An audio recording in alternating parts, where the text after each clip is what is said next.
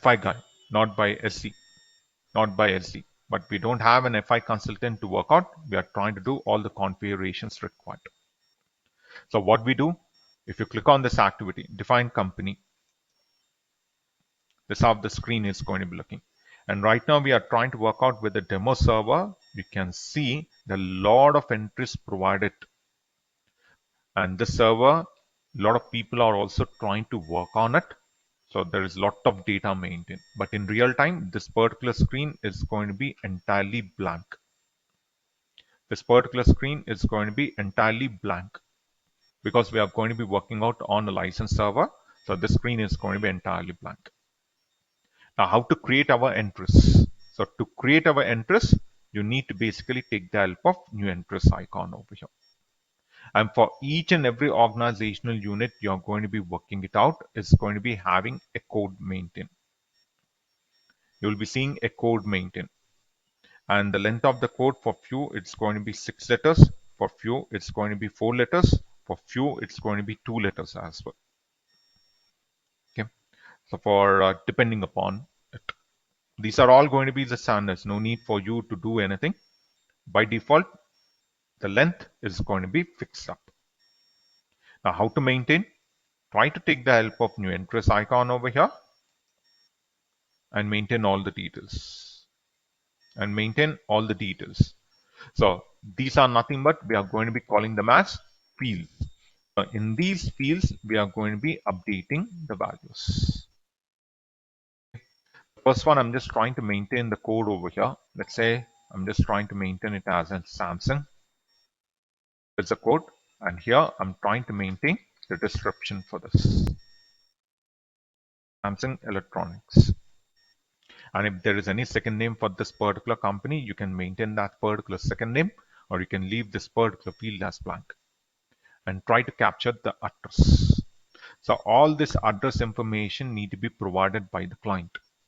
So in our requirement gathering sessions, we are going to be sitting with the client and we collect all this information. Okay, we are going to be selecting all this information. So here I'm just trying to maintain the street information. So at the moment I'm trying to maintain dummy values. I'm trying to maintain all dummy values over here. Postal code, city, country, language. So language, I'm trying to select it as EN, and currency of transaction, which is going to be INR. It's going to be my currency of transaction. So maintain it. Click on enter. Okay. And now we need to basically save this one. We need to basically save this one. We are trying to save this particular entry over here. So you can use shortcut as Ctrl S for saving the data, or click on this particular icon as well.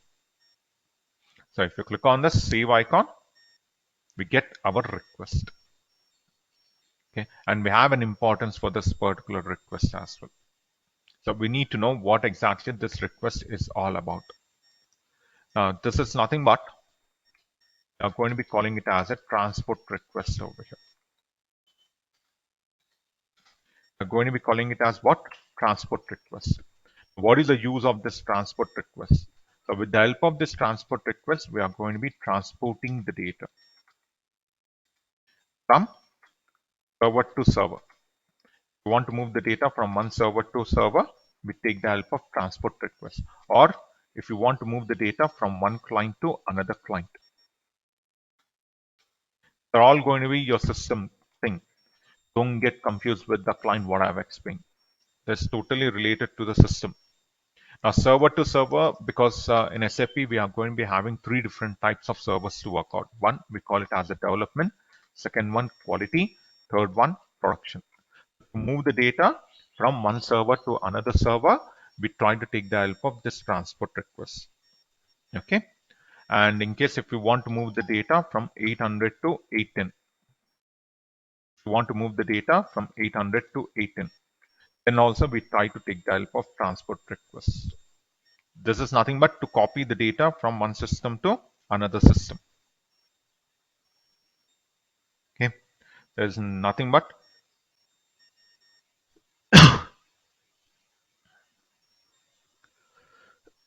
transport the data, move the data.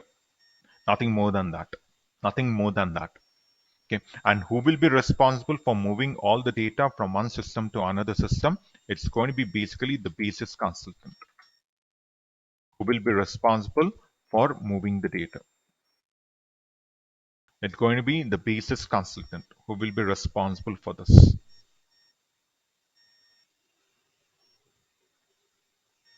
It's not going to be LC consultant who will be doing this activity. It's going to be basically basis consultant who will be doing this activity over here.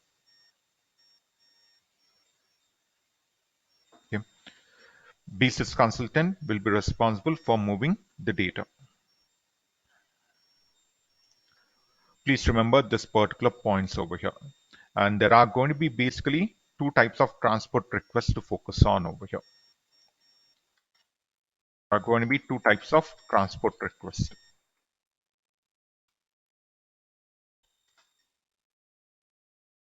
One, we call it as customization request.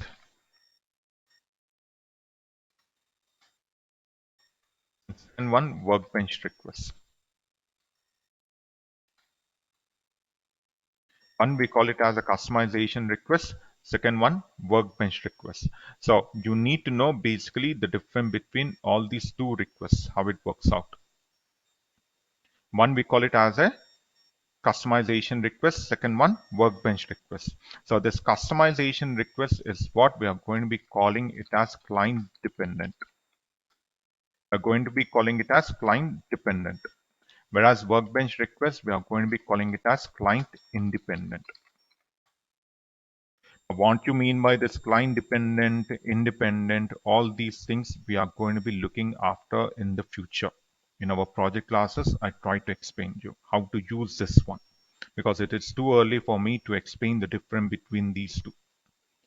Now, how to identify what is the request in which you are going to be saving the data? It's going to be simple. By default, it will be shown up over here. What is the request in which you're trying to save the data? So right now you can see we are trying to update the data in our customization request over here. We are trying to save the data in customization request. Okay. And this is going to be the request number. So all these request numbers are going to be maintained by whom? By our basis consultant. So no need to generate any kind of request number. They will be maintained by the basis consultant. Okay. Please remember this particular points over here. And every request will be having a request number, request description, sorry. Now this description we can maintain it. Okay. And you can see this is an existing request which I'm not going to be using it because this request is going to be used to work with the customer master. Someone has created this request. We are not going to be using it. So if you want to create your own request, then how to create it? So we have an option by the name new request over here. You need to click on this particular icon, create request. You need to click on create request icon over here. In case if you want to create any new request, simply click on this one. So if you click on this, the screen is going to be looking. So request number is going to be automatically getting generated. Nothing to worry about it. And then whatever description you want to maintain for it, this is the place where you're going to be updating it. There's a place where you're going to be maintaining the description for the request. Okay. So here I'm just trying to maintain it as a Samsung price structure. Samsung enterprise structure. And you can see who is the user who has created this particular request. The username will be getting displayed up over here. Date information, client, in which client we are trying to create it. That client details also will be shown up. So that's the reason I was mentioning in my last class, like you are not going to be supposed to share your credentials with any other user in the company. What happens, your configuration you have done is going to be in a risk. So you can do all the changes and everything is going to be getting recorded. So please remember, everything is going to be getting recorded over here. Okay. So try to click on save.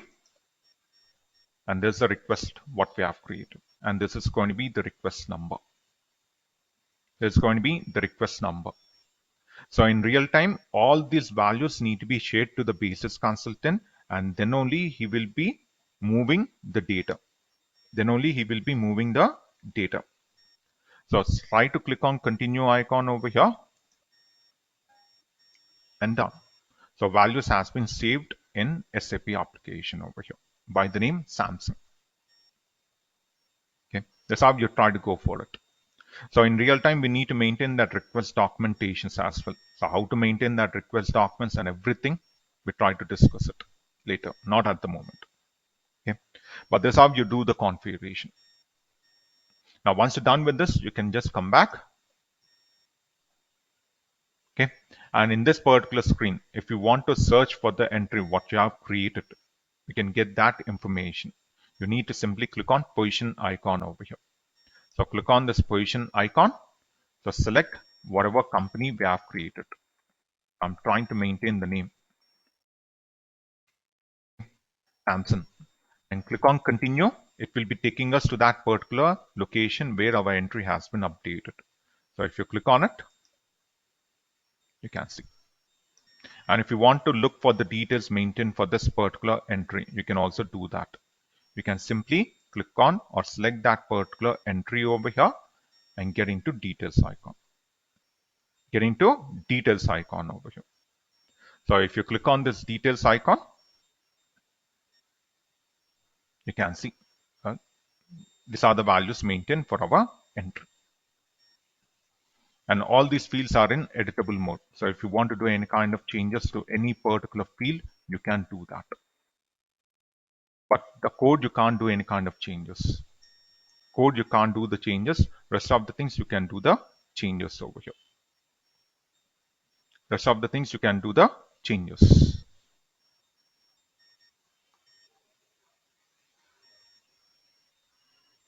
Okay. So that's how you try to basically go for creating a company in SAP by maintaining all the required values. Simple thing. And then we need to work out with the second step, which we call it as a credit control area. So we already discussed what this credit control area is going to be doing it. As I mentioned, it tried to fix up the credit limits. So how much value customer can take the goods on credit from the company, that is going to be fixed by our credit control area over here. That it will be fixed by our credit control area. Now, how to create this credit control area? So if you click on this particular activity over here, click on this particular activity, this is how the screen is going to be looking. This is how the screen is going to be looking over here. Okay. So you can see the code for credit control area this time is going to be of 4 letters. It's of 4 letters. Okay. So for each and every organization unit, the code length is going to be getting varied. For few, it is going to be of 4 letters. For few, it's going to be of 3 letters as well. Now, how to create our credit control area is what we are going to be checking it out over here. Now, to create our credit control area, you can simply take the help of new entries icon. Take the help of new entries icon over here. So if you click on this new entries icon, this is how the screen is going to be looking. This is how the screen is going to be looking. Now, what all things you need to do over here? You just need to maintain the code. So whatever code you want to specify it for our credit control area, you need to maintain that particular code over here. You need to maintain that particular code. Just give me a second, guys.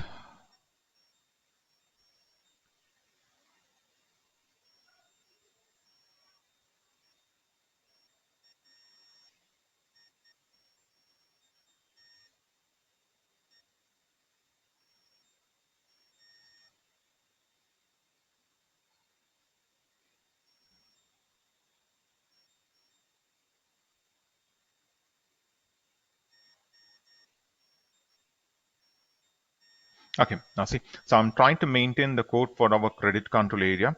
So I'm just trying to maintain it as SACC. That's the code which I'm trying to maintain it.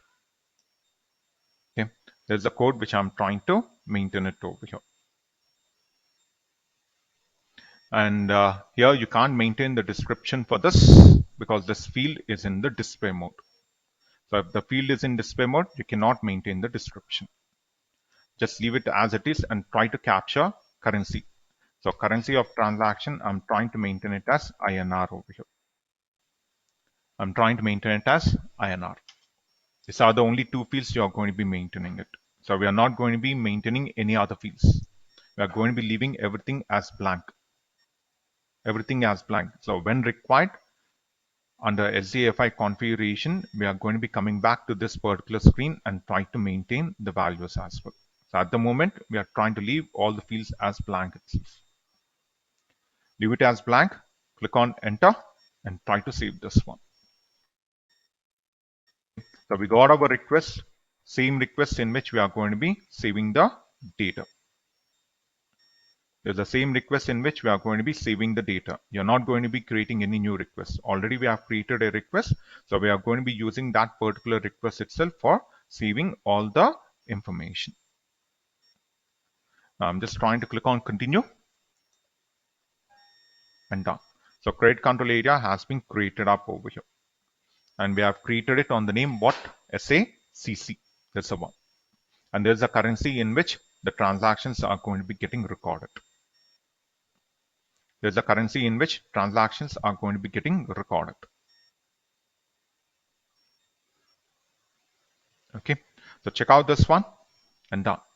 And if you want to update the description for our credit control area, now where to go, how to update it. You can just come back. You can just come back and here you can maintain the description for that. So here I'm trying to maintain it as a Samsung credit control area. I'm trying to maintain the description. So click on enter and save this one. Okay, it has been saved.